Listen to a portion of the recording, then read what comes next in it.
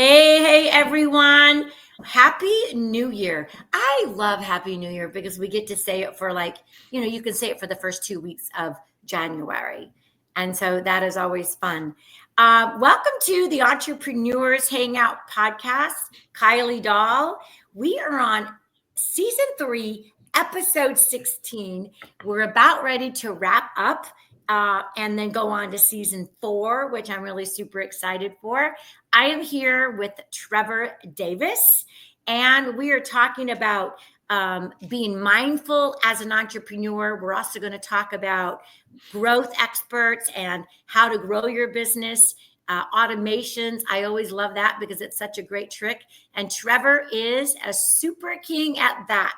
Trevor, tell everybody hi and just tell us a little bit about you. Yeah, hey everyone. Thanks for having me on, Kylie. Great to be here. Happy New Year. Always wonder how long can we milk that for? How long can we say that one for? Oh, I think going with it. We got another little while for sure. Wouldn't that be funny? Wait, wouldn't that be funny? Like 4 months from now, Happy New Year. People would look at you like, no, it's not. Still starting strong. You're bringing that fresh energy all throughout the year. There you go. But yeah, excited to be here and to be bringing some of that fresh New Year energy. I was just sharing before we got on live that I had just gotten back to Canada before the holidays, so been a whirlwind for me. And yeah, I've been living nomadically, running the business from around the world for the last few years, and that's been evolving for me from kinds of freelance marketing and growth and automation support for my clients, and yeah, moving to more operations these days. But yeah, really excited to share something that might be of value to the audience and have a fun conversation today. I love that. I love it. So it's kind of funny. I have this thing that's called, and you're more than welcome to borrow it, because I travel a lot. I do a lot of stuff. I do business development. I have my own businesses. I help raise capital. And I love expos, right? So I do a lot of them. But because I've got kids everywhere and family everywhere, I travel a lot. So I'm like, hey, laptop lifestyle, right? So you can borrow it. And it's kind of fun because you know what? If I have my laptop, I can almost do it anywhere. And so my kids are kind of smarty pantses. And so one time I was really truly in Indiana, in the cornfields, helping my in-laws at that time with very slow internet. And so I was kind of complaining about it. My son says, Mom, remember, you love that laptop lifestyle.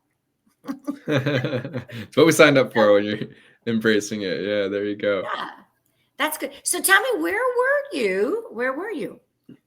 Most recently, just finished up about 100 days bouncing through Europe, and hit about a dozen countries in that time. So faster than I usually travel for the laptop lifestyle. As a digital nomad, it's been great to be location independent, but also all too tempting sometimes to want to move a little too fast, and makes it harder to balance everything with getting work done. So I was trying to be mindful of that. But yeah, enjoyed a good dozen countries from Greece, Portugal, and Italy through the warmer months into the German Christmas markets, and bouncing around through there in the UK to wrap it up. So it was a great trip, and excited to be back in Toronto for the new year to get realigned. Yeah. So I have something then to pull off of that. It's like, how do you, because I think we could spin this off into mindfulness to start, right? When we're trying to travel, because of course, whether you need to because of family or because you want to, how do you set yourself up for okay, I still want to travel. I still want to do this. I got to balance. I've got to, but I also need to be mindful as to if I don't work, I don't get paid. So how do you put that into, making a self-starter or anything like that? Where do you do a schedule? Do you say, here's what I'm going to do? I think that would be a fun conversation to hear. Yeah, for sure. I can break down our ideal, kind of setup, and then what it kind of looks like more so when it's on the go fast travel. So ideally in our kind of digital nomad lifestyle, we'll set up with more or less the same kind of schedule, try to stay in one place for at least a month. And if we get an Airbnb with the gym going, the kind of amenities, and can kind of still try to maintain some of the health focuses. Oftentimes I'm in places with fast Wi-Fi, like you said, got to prioritize that, or having a good SIM card as a backup to be able to work off of. So some of those kind of like key check boxes to make it so that no matter where you show up, you can at least get some work done and make do from there. Yeah, I've done things with finding a good co-working space nearby and just jumping in for day passes as needed, or good coffee shops wherever I'm at. If you don't have a good workspace, small hotel rooms or what it might be, staying with family, you never know where you're going to be able to find any quiet or privacy to get a good work block in there. But yeah, I think when it comes to faster travel, sometimes it's just do what you can, whether that's jumping on a train through Italy and I'll just pull out the laptop, get something done there, downloading some stuff to work on the plane, on the go. Sometimes you just gotta take those quiet moments to speed through some work. My new favorite friend on the go is ChatGPT through the mobile app, using it even just as a brainstorming partner, planning the week, getting any kind of ideation or coming up with things, through the voice app. That's even been a helpful ally in driving whenever I'm Trevor, I haven't used it yet. I'm going to. He's going to love my voice. I have a she.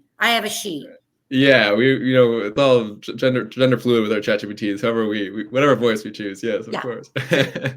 But yeah, those are some of the tips I'd say. But usually, stay in a place for at least a month when I'm kind of homelessly digital nomad living, as I've been doing for the last 3 years. It's been great to live out of a suitcase and have everything in that regard, but it does come with its trade-offs on some of the stability that you lose from having one space and routine. So yeah, it gives you the chance to recreate your routine, recreate your habits every time. But that's where I'll kind of rely on a checklist, a kind of habit tracker, make sure you're hitting those boxes of getting the work done necessary, taking care of the body as well as you can. And as long as you do that, then can enjoy where you're at as well and be present with that. So it's kind of I like it. Bit of a run through.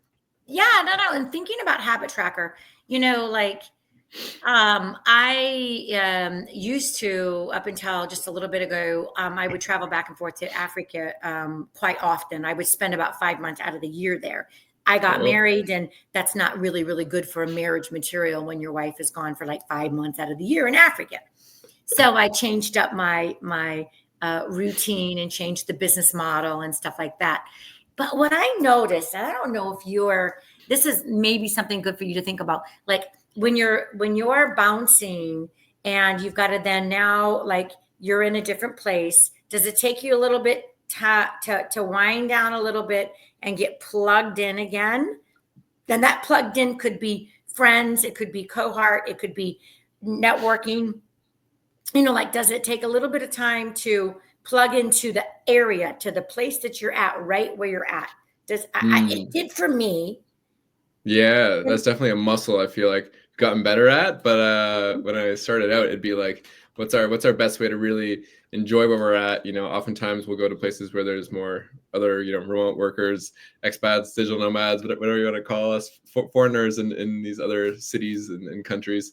And, we'll plug into the Facebook groups or the WhatsApp groups and find out, hey, there's a weekly, meetup for people who are all working online. Let's go get there, connect with some people, join the group dinners in these sort of places to get connected with people. Also do like a walking tour in the city to get to know the country, the culture, some of those norms, so you can really adapt and embrace all the differences of where you're at. Helps to know, some language. For me in Latin America, that was easier with a bit more Spanish under my belt. But as soon as we picked up and plugged into somewhere like, Bosnia and Herzegovina or, some of the other countries in Europe this past fall, it's like, okay, throwing that out the window. I'm not going to learn the language as much, but at least try to adapt to the culture, get used to the food, the diet, the different norms. And learning about it, I think, has been a great way to immerse yourself and harness it as well as you can. I think that's great. And even, even people that are like, listen, travel is not my deal. That's okay. I was just at a economic development meeting today, and we were talking about, the new year and networking, and people, a lot of people, they get so stuck in their environment that they don't get out. So I'm talking about local. Like if you're stuck in your environment and you're not getting out to meet new people, I don't know how you're doing business. I don't know how you find business if you're not getting out, networking and talking to people like you and I. Okay, we met through Facebook. But you and I are also connected now. We can do business together. We can figure out a way. Hey, wait, Trevor, I've got this plan. I've got this program. I've got this client that needs XXX. And the reason that we found that was because of we get out of our box and we figure out what can we do together.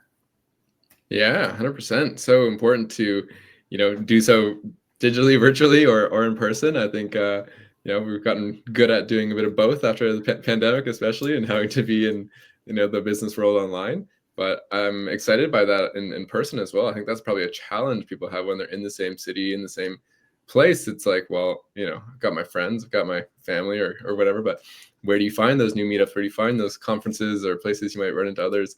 And the digital nomad kind of community is such a small kind of pocket. There's always some groups, some events going on. So that's actually something I'm excited by as I plan to move into Toronto, kind of more of a settled lifestyle here, is like how to bring those same lessons, how to make sure you don't get too stuck in your comfort zone and in your bubble, and the nice building with amenities in the winter time. It's like, I'll just stay inside and I got the gym here. I don't need to go out, but important to still make sure you're going out to see people, connecting. And like you said, for your personal network, for your professional network, you never know what doors it can open, and always important to make that a habit for sure. And you know what? Intentionally networking. So I'm big on LinkedIn. That's a big platform for me, and I intentionally look for people that are in the network that I'm looking for. It could be whatever. Maybe I'm going to be doing, for example, I've got an event that I'm doing in Nashville in about 3 weeks time. So I'm doing a complete LinkedIn campaign outreach for that, so that I can maybe invite them to, just a mixture that we're doing there. That works well for me. So whatever your, it's not even the platform, whatever your program needs to be, your schedule, your outreach, I think it needs to be super intentional. Otherwise, you get nothing done. Yeah, so true. I mean, that I'm sure from your world in business development. I used to be a business development manager, and gotta make sure you're keeping track of your sales numbers and your outreach, checking in with leads, following up the same kind of way when it comes to intentionally putting yourselves out in places where you can connect with people, intentionally, maintaining the habits that'll help you be a successful entrepreneur and in all aspects of life. I think, whether it's health and fitness or nurturing relationships and everything else, got to be intentional and keep track. What they say, what gets measured gets managed, right? Yeah, exactly. So Trevor, with your automation, I think it'd be interesting for our audience to look at what's new in 2025. Like, how can people thrive in 25? How can they manage? What can they learn? What's on the top list? Like, if you had to talk about automations, what's happening, what's coming down the pipeline, what's I don't know, what do you need to learn? If you had some top things that people need to learn, what would it be? Yeah, I mean, I think as entrepreneurs and marketers, the world of AI automation we have at our fingertips now is really incredible, and it's a lot of people are saying future of AI is agentic, and with AI agents, we're going to be able to do a lot more than what we could just do by manually typing things in ChatGPT and copying and pasting them out, and having all that kind of working a little bit more slowly.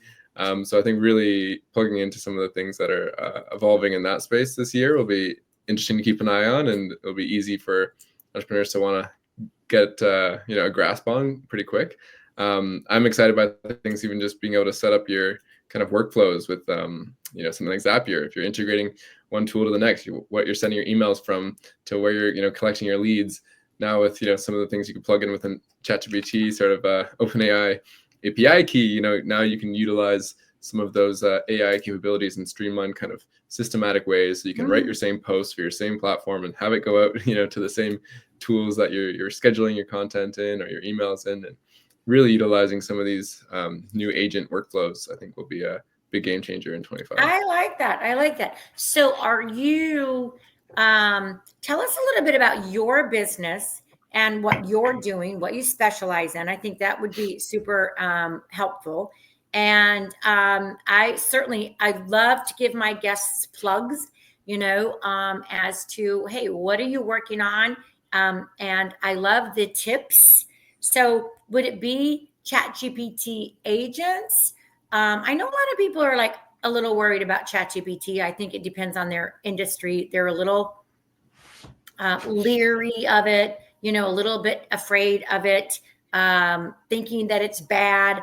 But I also remember back in the day, I don't know that you do, but I'm like, okay, listen, we came from big phones and glossy faxes and like the internet when we hauled around this big thing, right? I mean, like, so you Yeah. guys, you can't be afraid, but just give us your opinion.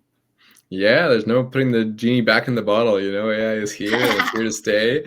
And I think whether you're talking about ChatGPT or any other of the large language models, LLMs, the generative kind of AI we have at our fingertips now is really something that you can either choose to use or leave you in the dust. Yeah. Sorry to say it, but if you're not embracing it, sure, industry specifics, you don't want to be using a free plan if you're using sensitive information, and some things in the corporate world need an enterprise account for that. But as long as you're not disclosing any crazy sensitive information with it, it'll be used to train their models, and that's kind of what you're signing up for when you're using it. But other than that, it's so powerful. Just to give examples, like some of the work I've done, I've specialized mainly in email copywriting, and doing a lot of my copywriting over the last few years has shifted from writing from scratch and having to draft from a blank page to now being a great prompt engineer and a great editor. And that's all you Yeah, really that's need awesome. to get yourself some really good material to work with. And for me, I've gone from, I think when I was managing a few newsletters for one client, we had 3 writers on and a VA helping with content. And as soon as I dove into some deep dive on prompting, what was taking us about a month worth of work to create all these newsletters was now taking me an afternoon with the power of That's awesome. ChatGPT. We don't need multiple people involved. We have AI, and those are the kind of collapses to our workflows that we can see, and you can create so much more content, more copy, create images, creating videos even now with Sora AI. So it's really just evolving the way that we work, and I think the way that we can tap into things for marketing. And that's what I'm excited by. That's what I'm working on with my clients, and trying to teach them how to get these workflows in place to really streamline their operations. And yeah, it's unlocking a lot more efficiency and power than we can even wrap our heads around where it's going to go. I like it. I like it.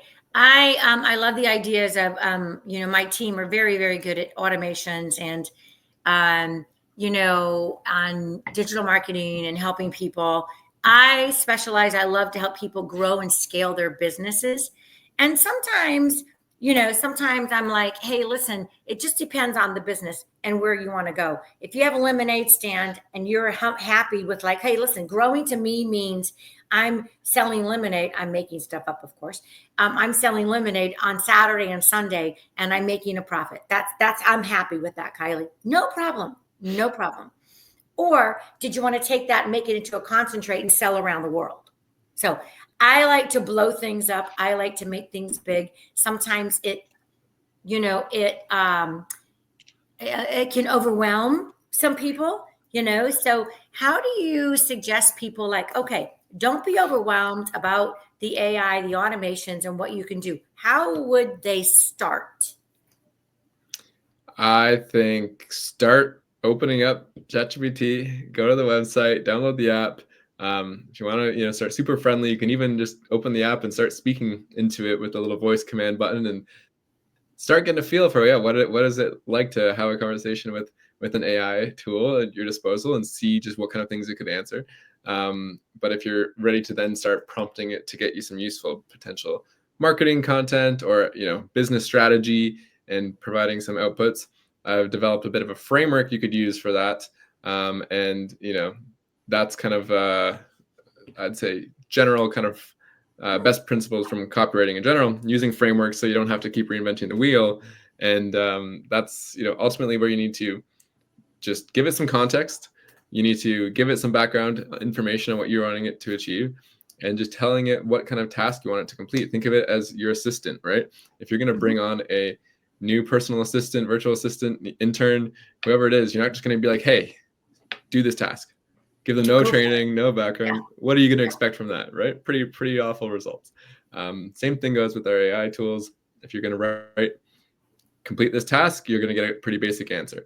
But if you give it a little background of what's your business, what kind of marketing, are you trying to achieve, what's your strategy, and then asking it to write something for a specific audience who are having specific pain points, all the same stuff that you might provide to a copywriter to help Right. you, write good copy. You can now provide that to your LLM in a simple way, just kind of bullet points, giving it a blurb, even using the voice mode and just describing everything all the research you've done.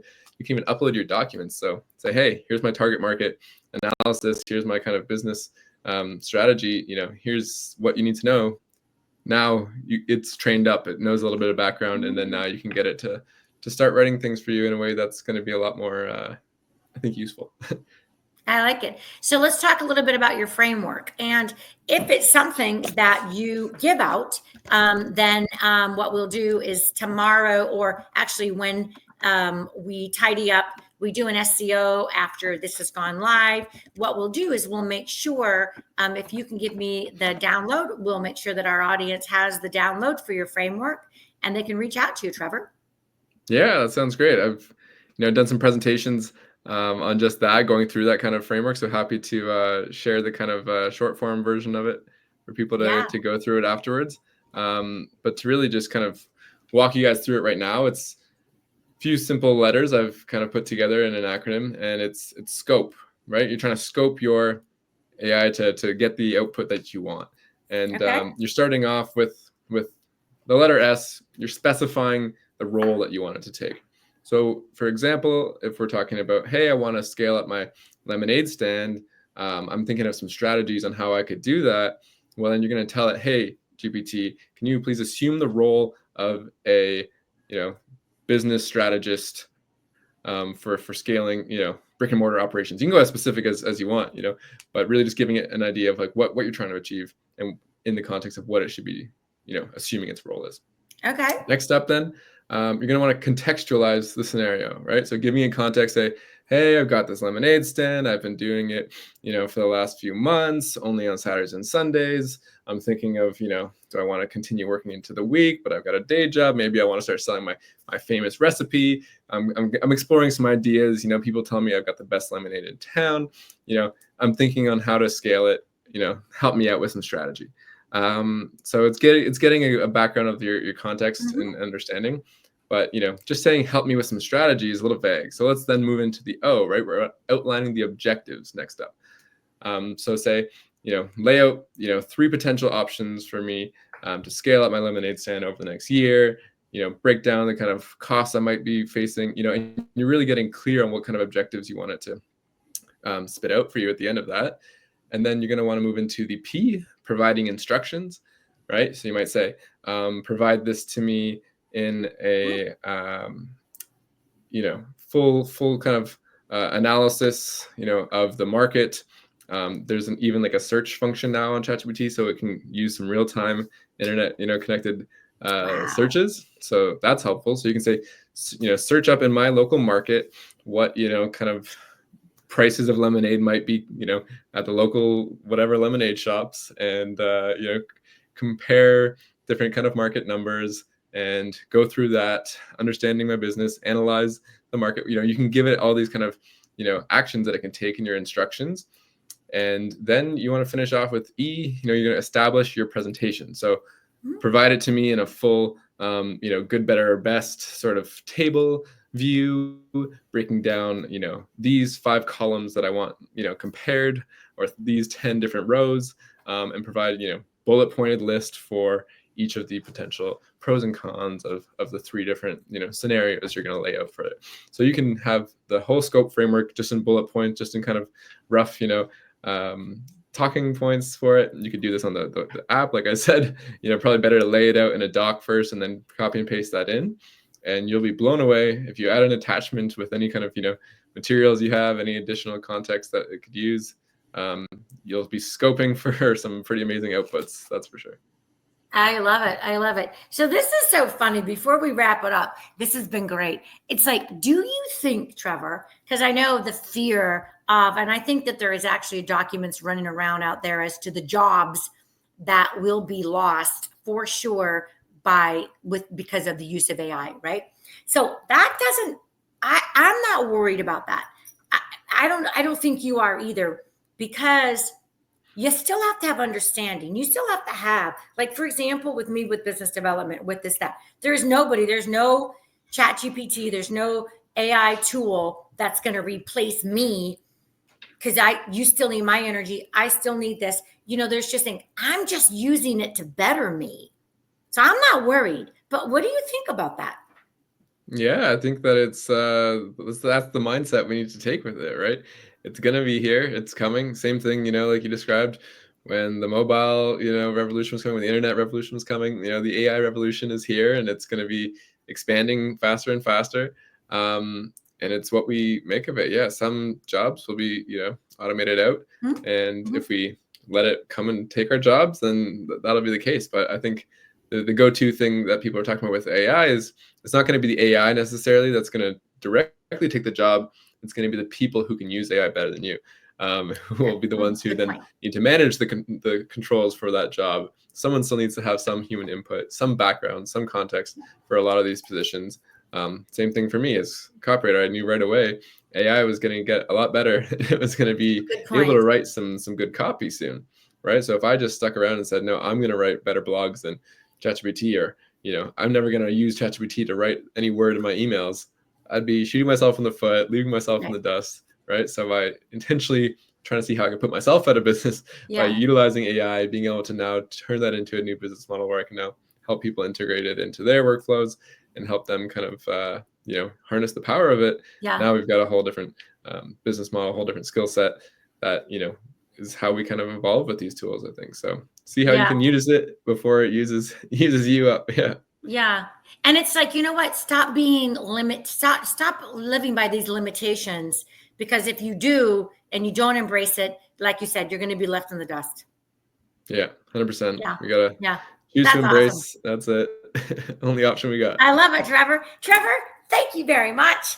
And I'm going to make sure that I love the scope. So we'll give the acronyms to the scope in the show notes. And everybody, you can check Trevor out. You'll have his details.